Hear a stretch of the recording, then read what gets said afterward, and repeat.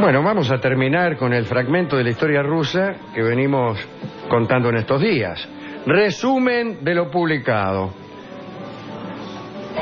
Anita Ivanovna, que era zarina de Rusia, no podía tener hijos. Y para perpetuar su dinastía y evitar que la destronaran, buscó a un sucesor a través de una sobrina, que se llamaba Ana, también como ella, Leopoldovna. La casó con un alemán, Antonio Ulrico Weber, y la obligó a que cumpliera con el amor conyugal para quedar embarazada. Ana y Antonio se amaron dificultosamente y a fines de 1740 nació Iván, el heredero que la zarina esperaba, ¿entiendes? Zarina, Ana Ivanovna, no puede tener hijos. Entonces, a la sobrina, una sobrina que le era muy leal, la casa con un gringo que tenía mucha plata y le hace tener un hijo, Iván. Y dice, bueno, ese es el sucesor. Fenómeno. Ahora, muy bien, nace este chico,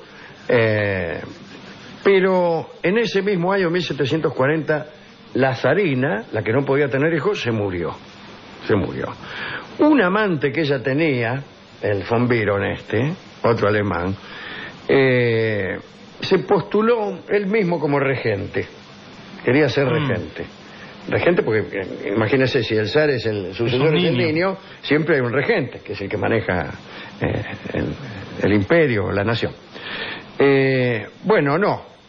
Ella, Anita Leopoldovna, que parecía muy sumisa, dijo, no, la regente voy a ser yo, así que provocó una revuelta. El amante de la zarina fue a parar a Siberia y Anita Leopoldovna fue regente, y esperó tranquilamente que su hijo Iván creciera para consagrarlo zar con todas sus potestades. Hasta aquí llegamos ayer. Sí. Tenemos a Anita, regente, esperando que el hijo se hiciera grande. Bueno, a ver, hijo, hágase grande y hágase zar de una vez. Pero empieza entonces la regencia de Anita Leopoldovna, que a cada rato iba a ver al bebé, ¿no es cierto?, a ver si crecía. Y le daba muy poca bolilla a su esposo, el desagradable Antonio Ulrico Weber. En realidad, Anita era bastante perezosa, se levantaba muy tarde, se quedaba en sus aposentos en camisón y sin peinarse, leía novelas y las dejaba por la mitad, se santiguaba 20 veces por día con los numerosos íconos, ante los numerosos íconos con que había decorado sus paredes, y rogaba por la llegada sin obstáculos al mundo, mejor dicho, a la mayoría de edad de su hijo. Pero además, para darle color al guiso, se consiguió dos amantes nuevos, un hombre y una mujer. El tipo era un conde, el conde de Linar, y la dama se llamaba Julia Menden. Para tenerlo cerca y eludir cualquier escándalo, veo como es uno cuando tiene dos amantes, hizo que ellos se casaran. Entonces, el conde y Julia se casaron y de este modo aquel matrimonio podía acercarse tranquilamente a la regente sin mayores líos y celebrar a puertas cerradas, desde luego, un distinguido ménage à trois. El marido de Ana, Antonio Ulrico, conocía estas relaciones y entonces interpretaba el papel del marido herido. Pero sus enojos eran tan artificiales y tan breves que Anita Leopoldovna no le daba bolilla y continuaba divirtiéndose con sus amantes.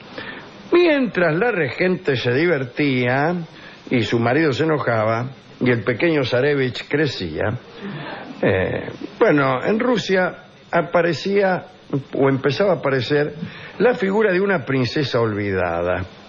Era Isabel Petrovna, una hija directa de Pedro el Grande. Esta hija nunca había accedido al trono porque había renunciado a ese privilegio. Pero vinieron los de la oposición y le dijeron, bueno, mirá, qué sé yo, me parece que vos tenés derecho al trono, más que ese chico Iván, qué sé yo. Bueno.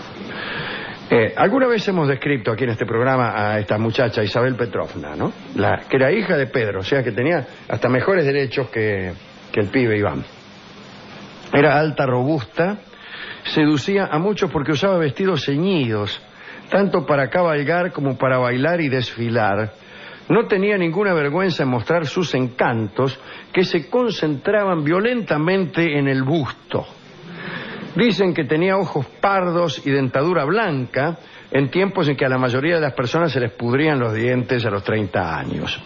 Los biógrafos también dicen que desplegaba con virulencia su erotismo. El gobierno de Ana, de Anita Leopoldovna, volvemos a la otra, en verdad tenía enojados unos cuantos. El patriarca de la Iglesia Ortodoxa reprochaba lo que pasaba en las habitaciones entre Ana y sus amantes. Algunos aseguraban que las ansias de placer de Anita eran tan amplias que no llevaba prendas abotonadas para poder sacársela más rápidamente cuando se reunía con los amantes. Los hombres de la Guardia Imperial le reprochaban a Ana su desdén, era desdeñosa con la guardia. El pueblo decía que Ana despreciaba la calle, decían que la regente no paseaba por la ciudad como lo habían hecho otras personas. En cambio, esta otra, Isabel Petrovna, se mostraba gustosa en público, circulaba a caballo con los vestidos que hemos descrito y respondía a todos los que la amaban. La llamaban madrecita, la llamaban, que de todos modos es muy común en Rusia. Uno de los primeros en haber detectado el ascendiente de Isabel sobre el pueblo y sobre los burgueses fue el embajador de Francia, que enseguida empezó a pensar en los beneficios que podría obtener para su país e incluso para él mismo si llevaba a esta Isabel al poder. Y se inició una conspiración para destituir a Ana Leopoldovna y a su hijo, el zarevich Iván. Esta facción fue apoyada por todos los francófilos que había en la corte rusa, que eran todos prácticamente, porque todos hablaban francés en la corte rusa. Se consideraba que un cortesano debía hablar francés, amaban Francia, etcétera, etcétera. Pero desde el último soldado hasta el oficial de más alto rango, hablaban también de la injusticia a la que estaba sometida una hija legítima de Pedro el Grande, y entonces insistieron ante la mina para que ocupara el puesto de Anita Leopoldovna. Al principio la mina tuvo miedo. Dijo, no, llegan a agarrar una conspiración como esta, me mandan a Siberia. Pero finalmente los intrigantes lograron convencerla. La regente, Anita Leopoldovna, se enteró de los rumores que hablaban de elevar a Isabel al trono. Y un día la fue a ver a Isabel, la fue a buscar a Isabel, que justo en ese momento estaba jugando a la baraja. Estaba jugando a las cartas, Anita se le acercó, interrumpió el juego, dijo, tenga mano, tallador. Y le pidió que la acompañara a una de las habitaciones contiguas.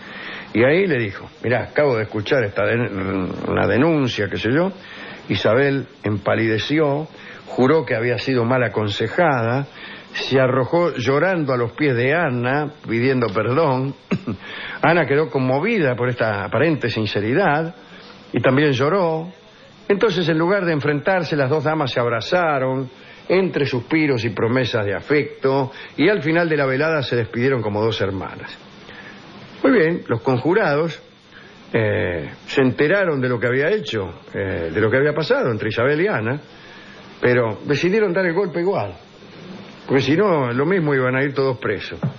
Entonces, el 25 de noviembre de 1741, el embajador francés y el jefe de la Guardia Imperial la agarraron a Isabel medio de prepo, le pusieron una cruz de plata, le dieron unas palabras de aliento y le colgaron en el cuello el cordón de la Orden de Santa Catalina y se la llevaron al Palacio Imperial.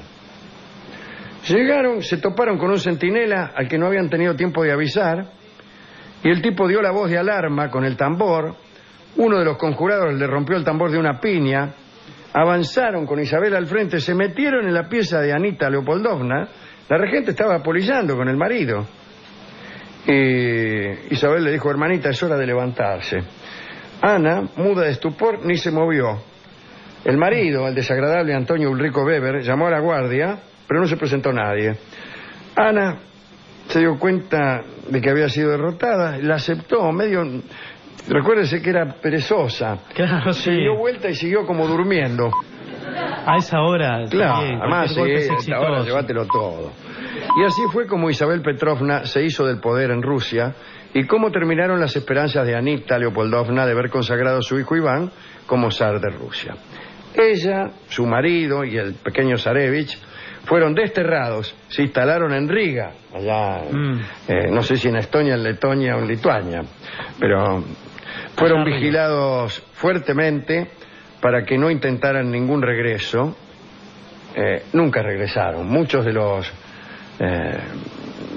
amigos o de los que habían perdido sus privilegios con este destierro soñaron con la vuelta de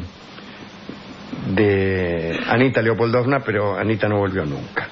Isabel gobernó durante 20 años el imperio y siempre estuvo atenta a que el pequeño Iván estuviera lejos e inoperante. Esta es la historia. Hemos ido a la discoteca, le hemos contado todo esto al discotecario, que nos dijo que él conocía a un ruso. Bueno, sí. Que era jardinero en la casa. Pero, ¿qué tiene que ver? Que señor? también. ¿También qué? Sí, así me dijo él. Dice, yo conozco un ruso que fue jardinero y también. Capaz que también fue desterrado. Sí, o también tenía 2 amantes, un hombre y una mujer, o también estaba esperando la vuelta de alguien, no sé. También era ruso, pero sí. pero nada más. De todos modos, me dio un disco que tiene que ver con un regreso esperado, que es Tu Vuelta, la bellísima milonga que canta ahora mismo Nelly Omar. Adelante.